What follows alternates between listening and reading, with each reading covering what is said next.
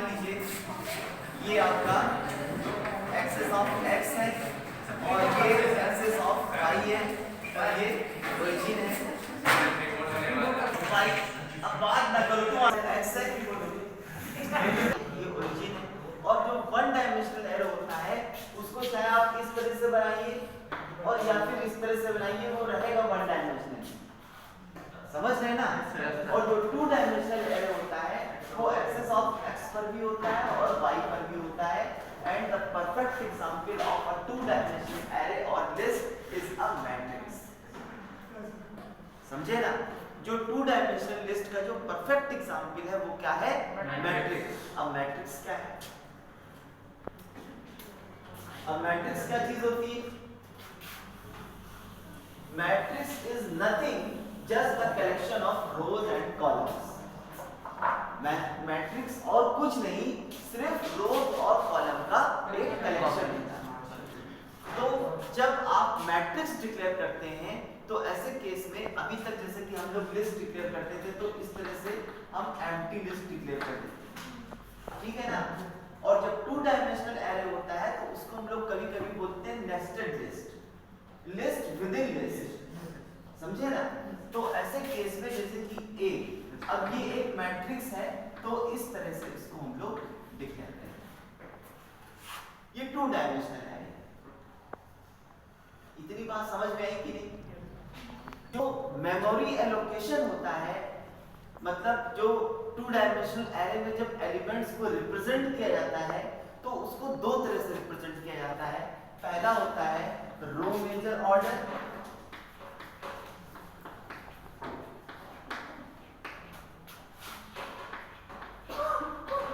और सेकंड होता है कॉलम मेजर ऑर्डर।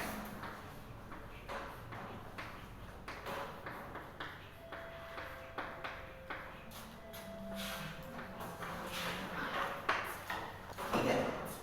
जो रो मेजर ऑर्डर है वो इस टाइप से होता है, ये Z होता है, ये रो मेजर ऑर्डर। और जो कॉलम मेजर ऑर्डर है उसमें इस तरह से होता है,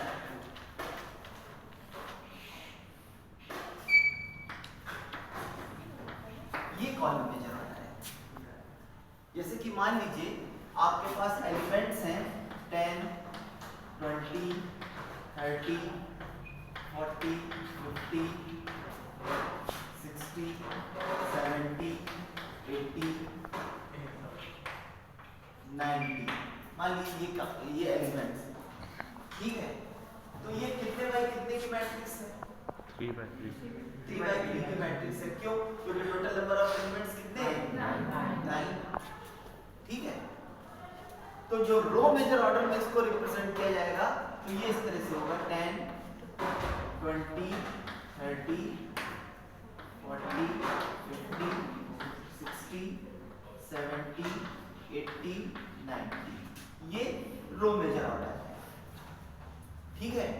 और जब कॉलम मेजर ऑर्डर में इसी को रिप्रेजेंट किया जाएगा तो 10, 20, 30, 40, 50, 60, 70, 80 और ये मैट्रिक्स कॉलम मेजर ऑर्डर में है। यहां तक की समझ में आ गया? आ गया? अब क्या होता है कि जैसे कि हम लोग वन डायमेंशनल एरे यूज करते थे तो जब भी एलिमेंट को इंसर्ट कराते थे या जब भी एलिमेंट्स को प्रिंट कराते थे तो ऐसे केस में एक लूप को फॉलो करते थे। फॉर आई इन रेंज जो भी है n size of the list, और उसके बाद में प्रिंट ai को प्रिंट करा देते थे, ठीक है? इसी तरह से यहां पर जब वैल्यू को प्रिंट कराया जाएगा तो अब क्योंकि यहां पर तो टू डायमेंशन है तो ऐसे केस में हम लोग दो लूप चलाएंगे। एक लूप हम i में चला देंगे जो रोज तक जाएगा और दूसरा लूप j में चला देंगे जो कि कॉलम तक जाएगा। समझ में आई ना बात? तो देखिए जैसे कि मान लीजिए इसी एरे को हमें प्रिंट कराना है तो ऐसे केस में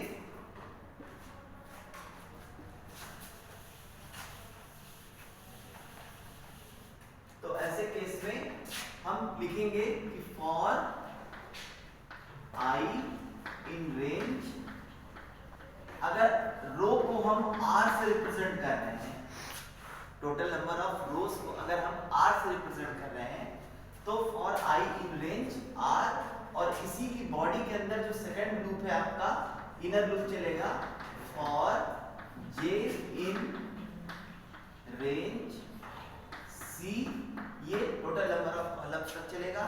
और फिर यहाँ पे हम लिखेंगे कि प्रिंट, अगर a नाम से लिस्ट है तो i j और फिर कॉमा लगा दिया, और यहाँ पर लिख देता हूं मैं कि एंड इज इक्वल टू एक स्पेस छोड़ दिया। फिर क्या करेंगे कि इस लूप से बाहर निकल जाएंगे और यहाँ पर इस इंडेंट्स में आके लिखेंगे सिंपली प्रिंट, या तो एम्प्टी पेयर ऑफ पैरेंथेसिस लगा दो और या फिर आप बैकस्लैश एन। उससे क्या होगा, देखिए जो मेमोरी लोकेशन है, अगर हम यहाँ से इसको रिप्रेजेंट करें तो ये रो 0 होगी। जैसा कि हमको पता है कि जो इंडेक्स होती है वो हमेशा 0 से लेकर के साइज -1 तक होती है। तो टोटल नंबर ऑफ रोज कितनी है यहाँ पर मैट्रिक्स में? 3 है। तो 0 से स्टार्ट होगा, तो यहाँ से ये R0 हो गया, ये R1 हो गया और ये R2 हो गया। इसी तरीके से ये C0 हो गया, ये C1 हो गया और ये C2 हो गया। ठीक है, तो ऐसे केस में अगर हम देखें तो इस एलिमेंट का जो एड्रेस होगा वो क्या होगा? रो और कॉलम को मिला दीजिए, कितना होगा? R0 C0, मतलब ये हो गया आपका 0 और 0। इसी तरह से इस एलिमेंट का अगर एड्रेस देखें तो क्या होगा? 0 1। ठीक है ना, मतलब 0th row and first column, तो ये हो गया आपका 0 और 1। इसी तरह से यहाँ पर देखें तो 0 2। अगर इस एलिमेंट को देखें तो 2 2 1 1 अगर इस एलिमेंट को देखें तो 2 2 2 2, बिल्कुल सही है। अगर इस एलिमेंट को देखें तो 2 0 2 0।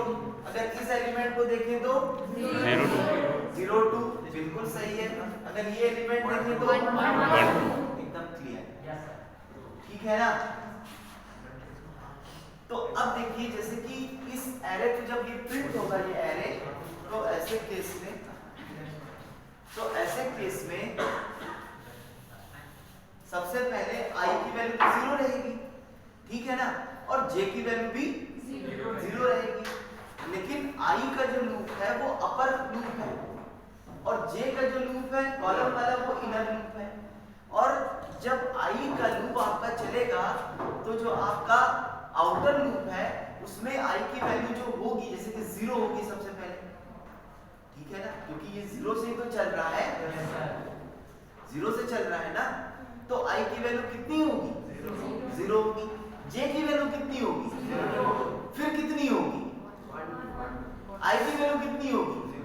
0।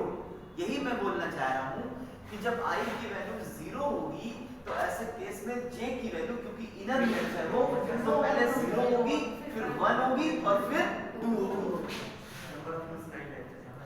फिर यहाँ से जब i में इंक्रीमेंट होगा तो i की वैल्यू 1 हो जाएगी, अगेन j की वैल्यू 0 रहेगी, फिर 1 रहेगी, फिर 2 रहेगी। तो ऐसे केस में i is equal to 0 और j is equal to 0, मतलब कौन सा एलिमेंट प्रिंट होगा? 0 0 0 0 के ऊपर कौन सा एलिमेंट एग्जिस्ट कर रहा है? 10 एग्जिस्ट कर रहा है, मतलब 10 आपका प्रिंट हो गया। फिर क्या होगा?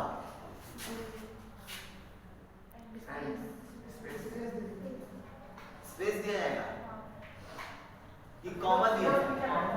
कॉमा दिया जाएगा, लेकिन ये कॉमा हमने गलत लिख दिया है, इसको कॉमा हटा दो, इसको स्पेस ही रखो। कहाँ कॉमा लिखा है? नहीं लिखा है, स्पेस आएगा, एक स्पेस आएगा और उसके बाद j की वैल्यू में इंक्रीमेंट हो जाएगा। तो i is equal to 0, j is equal to 1, मतलब 0, 1 पर कौन सा एलिमेंट एग्जिस्ट कर रहा है? 20 एग्जिस्ट कर रहा है, तो यहाँ से 20 प्रिंट हो गया। इसके बाद में 0, 2 के ऊपर कौन सा एलिमेंट एग्जिस्ट कर रहा है? 30, तो यहाँ से 30 प्रिंट हो गया। अब क्या है 0,3 पर कौन सा एलिमेंट एग्जिस्ट कर रहा है? कुछ नहीं। यही नहीं, बिल्कुल सही, यही मैं चाह रहा था आपको सुनना। तो अब क्या होगा?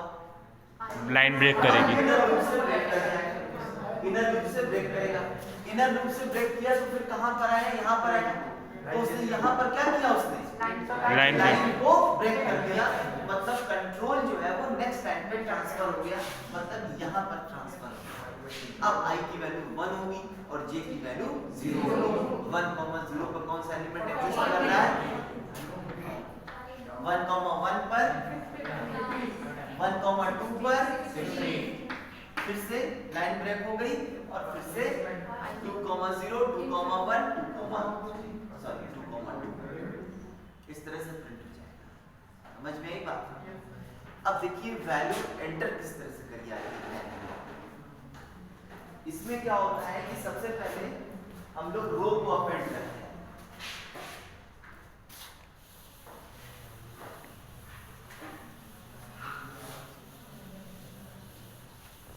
पहले तो एक लिस्ट क्रिएट कर लेते हैं, यहां से ए और एक लिस्ट हमने empty list 2 dimensional array create कर दिया। अब क्या करते हैं, इसके बाद में क्या करेंगे? साइज ऑफ रो एंटर करेंगे और साइज ऑफ कॉलम इंसर्ट कराएंगे। तो यहां से हमने साइज ऑफ रो को r मान लिया, तो r is equal to integer input enter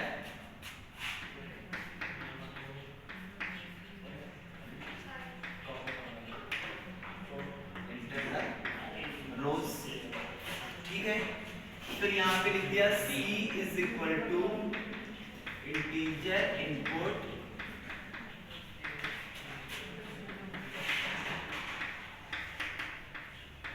enter the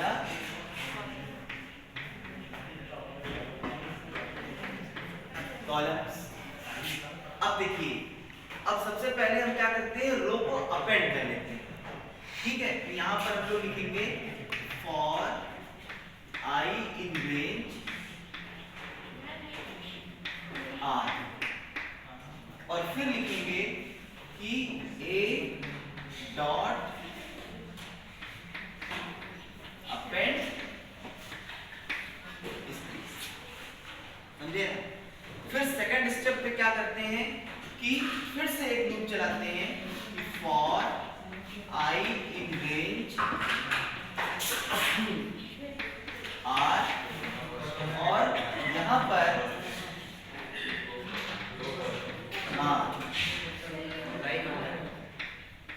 enter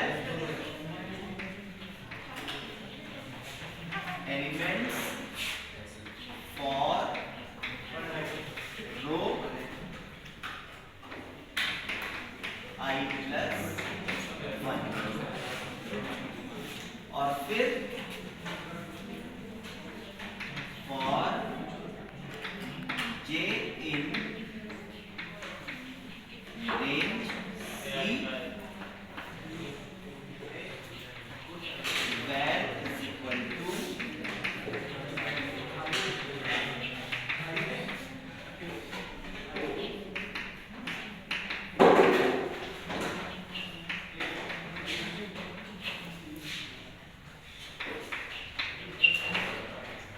इस तरह से वैल्यू को इंसर्ट कराते और प्रिंट कैसे कराते हैं वो तो बताइए।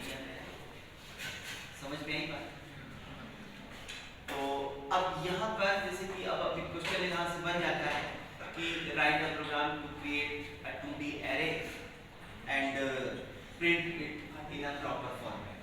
ठीक है, या write a program to create it and accept the elements of a 2-dimensional array and print it in the matrix format। इस तरह से एक क्वेश्चन बनेगा। तो ऐसे केस में सबसे पहले आप ये वाला क्वेश्चन लिख देंगे और इसके बाद में एक मैसेज लिख देंगे यहाँ पे print the elements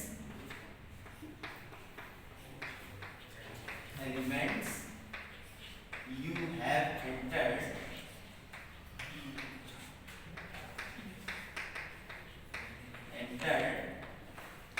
ये मैसेज लिखने के बाद में एक बार लाइन ब्रेक कर दीजिए एंड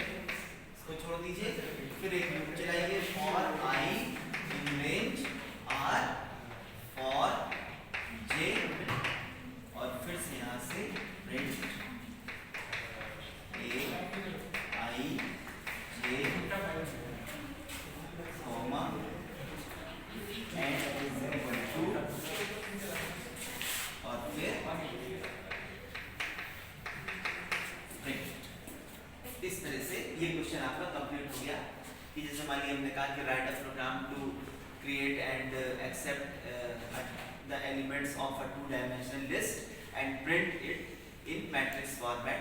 तो आप इस तरह से लिस्ट को एक्सेप्ट कर लेंगे और इस तरह से उसको मैट्रिक्स फॉर्मेट में प्रिंट कर लेंगे, ठीक है।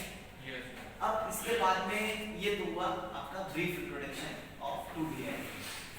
अब जैसे ये है कि 2D एरे के ऊपर क्वेश्चंस बहुत सारे होते हैं, इसमें शॉर्टिंग क्या हो सकती है? 3 4 5 6 7 8 9।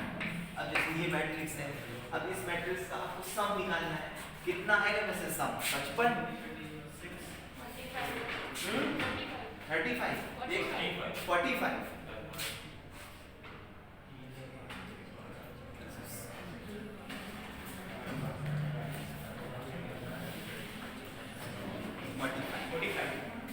आएगा, ठीक है। या दूसरा क्वेश्चन मान लीजिए अगर आता है कि write a program to print the write a program to create a matrix m into n matrix and print the sum and average of the matrix। तो अब sum and average, तो sum तो आ गया इसका 45, एवरेज कैसे निकलेगा? 45/9 नहीं 45/9 क्यों करोगे? मान लीजिए हमारी मैट्रिक्स 5 into 5 की है सर सम अपॉन m into n। हाँ, सम अपॉन m into n, ये या सम अपॉन r into c, जो भी साइज ऑफ रो है साइज ऑफ कॉलम है, ठीक है ना, इस तरह से। अब मान लीजिए हमने कहा कि write a program to create and enter a matrix of m into n and print only those elements which are above than average। तो ऐसे केस में पहले सम निकलेगा, फिर एवरेज निकलेगा, फिर कंडीशन चेक। कंडीशन कैसे चेक होगी? जैसे कि 1D एरे में ए आई के साथ कंडीशन चेक करते थे और लूप को फॉलो करते हुए, उसी तरह से यहाँ पर भी दो लूप चलेगा और दो लूप चलने के बाद में आपको कंडीशन चेक करनी पड़ेगी इस तरह से कि a i j is greater than a b g. अगर एवरेज को ए बी जी में स्टोर किया हुआ है, तो अगर एलिमेंट को प्रिंट कराना है कि ग्रेटर देन एवरेज, तो यहाँ पे आप इसको प्रिंट करा सकते हैं। यहाँ पे आपने लिखा प्रिंट ए आई जे, और अगर टोटल निकालना है तो यहाँ टी या सम जो भी है आप उसको 0 से इनिशियलाइज कर दीजिए और यहाँ पे टी प्लस इक्वल टू 1 कर दीजिए, या फिर आप लिख सकते हैं क्या t is equal to t plus 1। दोनों में क्या डिफरेंस है मालूम? क्या डिफरेंस है? कुछ नहीं। तो जो फर्स्ट वाला है सर वो अरिथमेटिक असाइनमेंट का बेटा यूज हो रहा है, तो इसमें क्या होगा? पहले एडिशन होगा, फिर जो वैल्यू आएगी उसमें मतलब फिर करेंगे t प्लस इक्वल टू 1 और t is equal to t plus 1। दोनों में क्या डिफरेंस?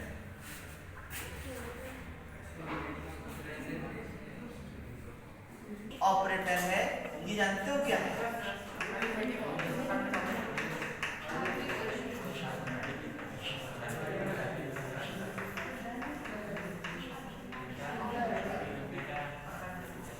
ये एब्रिविएटेड असाइनमेंट ऑपरेटर का यूज इसको हम कर रहे हैं, समझे ना। और ये एब्रिविएटेड असाइनमेंट ऑपरेटर नहीं यूज कर रहे हैं इसमें, हम इसमें नॉर्मली असाइनमेंट ऑपरेटर का ही यूज कर रहे हैं। मतलब तो क्योंकि आउटपुट वाले क्वेश्चन जब आपको मिलेंगे ना पेपर में, 2-4 क्वेश्चन आउटपुट वाले मिलेंगे, इसका आउटपुट क्या आएगा, तो उसमें ज्यादातर या 99.9% जो है आपको यही एब्रिविएटेड ऑपरेटर ही मिलेगा, तो इसमें कंफ्यूज होने की जरूरत नहीं है। इसका मतलब क्या है? t is equal to t plus, हमने लिखा t एस्ट्रिक 1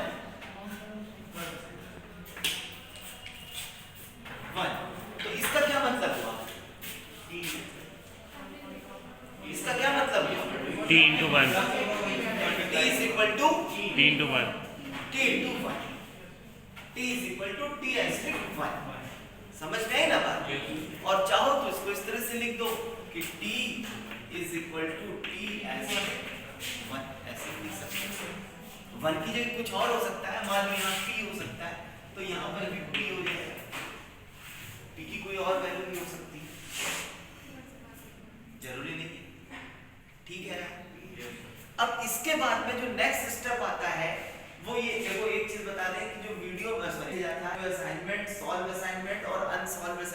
दोनों ही भेजे थे, उसमें ये सारे क्वेश्चन सॉल्व हैं। और बता दें, जो इम्पोर्टेंट क्वेश्चंस हैं उनको मैंने वीडियो में भी सॉल्व करके भेजा है। और बता दें, उसका मैंने प्रैक्टिकल भी 2D एरे का करके दिखाया है आपको, उसकी भी प्रैक्टिकल का कंप्यूटर पे भी उसको करके मैंने दिखाया, उसका भी वीडियो आप लोग देखिएगा, है ना। तो अब देखिए, जैसा कि मैंने अभी शुरू में ही जब से यहाँ पे हम लोग आ रहे हैं, हम बोलते चले आ रहे हैं कि आपको ये तो ड्राइवर प्रोग्राम के लिए होती है, पहले लिस्ट क्रिएट कर लीजिए, फिर साइज क्रिएट कर लीजिए, और फिर इतना पोर्शन जो है आप हटा दीजिए, यहाँ तक आपकी लिस्ट अपेंड हो गई। अब लिस्ट जब अपेंड हो गई 2D लिस्ट, तो इसके बाद में आप इसके ऊपर वेरियस टाइप्स ऑफ ऑपरेशंस को परफॉर्म कर सकते हैं। आप सम ऑफ द लिस्ट निकाल सकते हैं। देखो मैं बताता हूँ थोड़ा।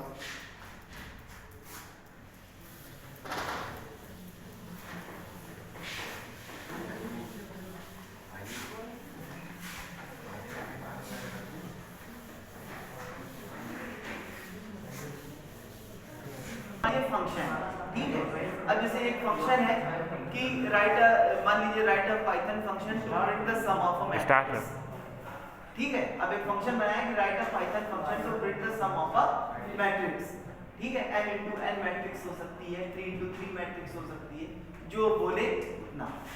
तो देखिए यहाँ पर आपको जैसे कि मान लीजिए कहा कि m into n मैट्रिक्स, ठीक है। तो अब यहाँ पे आपने लिखा DEF डेफिनेशन और मैट्रिक्स मैट अंडरस्कोर सम के नाम से एक फंक्शन बना दिया। हो सकता है कि पेपर में फंक्शन का नाम वो बता दे, और हो सकता है फंक्शन का नाम नहीं बताते हैं, तो आपको आइडेंटिफायर क्रिएट कर लेना है। फिर यहाँ पर क्या पास होगा? लिस्ट पास होगी, ठीक है, वेरी गुड। और क्या पास होगा? रो और कॉलम।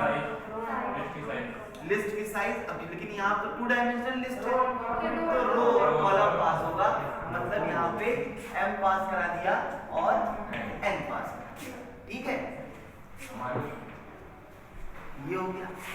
अब क्या करना है? लिस्ट का सम निकालना है, अपेंड नहीं करना है, अपेंड तो ड्राइवर प्रोग्राम में होगा, आपको केवल उसका फंक्शन बनाना है। लिस्ट का सम निकालना है, कैसे निकलेगा? सिंपली यहाँ से s = 0 मान लिया, इसके बाद में फिर एक लूप, बातें नहीं भाई, और i in range, ये चलो r in range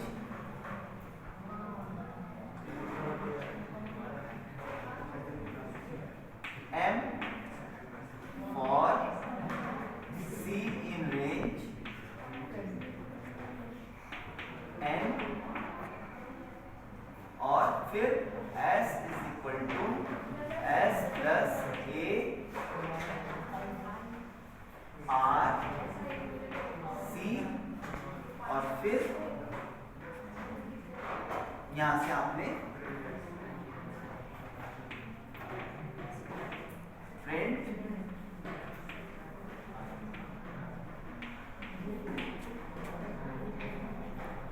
बात ना करो भाई, कौन बोल रहा है? ये फंक्शन क्रिएट, इतना ही लिखना है।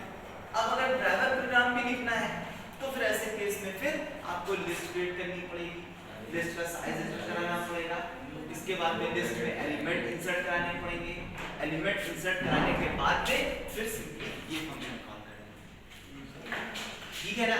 और प्रिंट कुछ भी नहीं कराना है ड्राइवर प्रोग्राम में, क्योंकि प्रिंट आपने यहीं पर करानी है, तो जब फंक्शन कॉल होगा तो प्रिंट भी कर देगा, समझ में आई बात। और अगर प्रोग्राम नहीं बनाना है, मतलब कंप्यूटर पर रन नहीं कराना है, तो ऐसे केस में एग्जाम में तो केवल इतना ही पूछेगा। अब इसी क्वेश्चन में अगर हमने बढ़ा दिया कि एवरेज भी निकालो, ठीक है, तो यहाँ पर सिंपली लिख दो कि, अब ये कॉमा नहीं लगेगा, क्या चीज?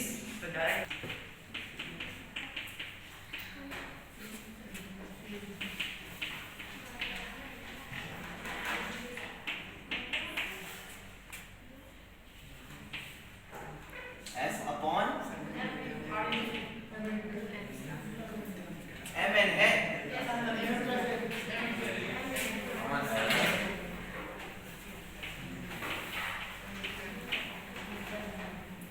m plus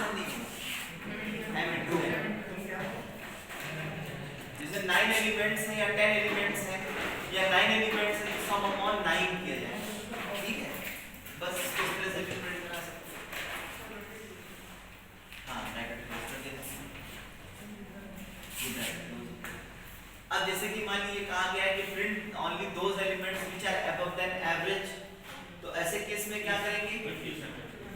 ऐसे केस में फिर हमने यहाँ पे एक वेरिएबल, चलो वहां नहीं मानते, यही मान लेते हैं कि t is equal to 0 initialise कर लिया। अब देखिए सम निकालने के लिए लूप चलाया, एवरेज निकालने के लिए लूप नहीं चलाया। क्यों? क्योंकि सम अपॉन m into n कर दिया तो एवरेज आ गया। अब हर एक एलिमेंट को चेक करना है लिस्ट में कि कौन सा एलिमेंट अबव दैट एवरेज है, तो ऐसे केस में फिर से क्या करेंगे? लूप चलाएंगे। तो ऐसे केस में यहाँ पे लिखा फॉर r c में चला रहा हूँ की बात, तो r इन रेंज m और for c in range n, और यहाँ पे कंडीशन लगा दीजिए कि if a r c is greater then, अब प्रॉब्लम ये आ गई, हाँ समझे ना, अब उसको ट्रांसफर करना पड़ेगा। यहाँ पर लिख देता हूँ avg, समझ में आ रहा है कि नहीं? Yes sir. avg यहाँ लिख दे रहा हूँ, और यहाँ पे avg is equal to s upon m times n, निकाल करके avg प्रिंट। अब avg के साथ टेस्ट करना, तो t is equal to t plus 1, और फिर लूप से बाहर निकल करके प्रिंट t, लेकिन नंबर ऑफ एलिमेंट प्रिंट करेंगे लूप की बॉडी के। अब ये तो बाहर लिखा है मैंने टोटल नंबर ऑफ एलिमेंट, इसको लूप की बॉडी के अंदर ही प्रिंट कराना है। अगर एलिमेंट्स को प्रिंट कराना है तो मतलब तब फिर आप इसको यहाँ पर ये एलिमेंट यहाँ प्रिंट करा दीजिए, प्रिंट a r c, और इसी के साथ में t is equal to t plus 1, body के अंदर ही t को ऐड कराते चले जाना, और जो t की फाइनल वैल्यू प्रिंट करानी है तो उसको बॉडी के बाहर प्रिंट करा देना t को, क्योंकि अगर अंदर प्रिंट करा दोगे तो जितनी बार टोटल करेगा उतनी बार प्रिंट भी करेगा, लेकिन हमको तो टोटल चाहिए केवल, तो ऐसे उसको बाहर प्रिंट करा देंगे, ठीक है ना? अब इसी तरह से और भी क्वेश्चन जैसे हमने क्या था कि sum of row and sum of column, sum of each row and sum of each column, जैसे कि इस प्रोग्राम इसकी बात करें अगर हम, जैसे कि 1 2 3 4 5 6 7 8, हाँ हो जाएगा, कराया है मैंने, कराया है।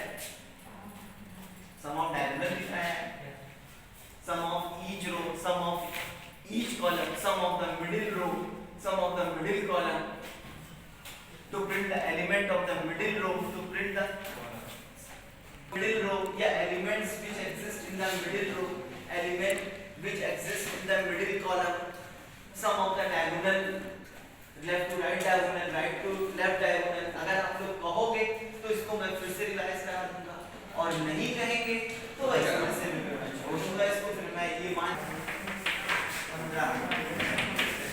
18, ये कॉलम का सम हुआ है ना, इसी तरह से रो का भी सम निकल सकता है, लेकिन एडिशन ऑफ टू मैट्रिक्स अगर कहा गया है तब फिर दो मैट्रिक्स का एडिशन होगा। जैसे कि मान लीजिए एक मैट्रिक्स ये है और एक मैट्रिक्स है आपकी,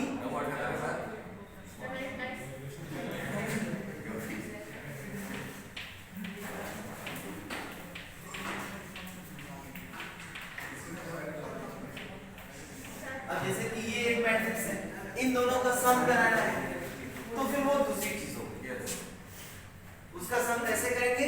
सिंपल है, C I J is equal to A I J plus B I J, इस तरह से सम करेंगे।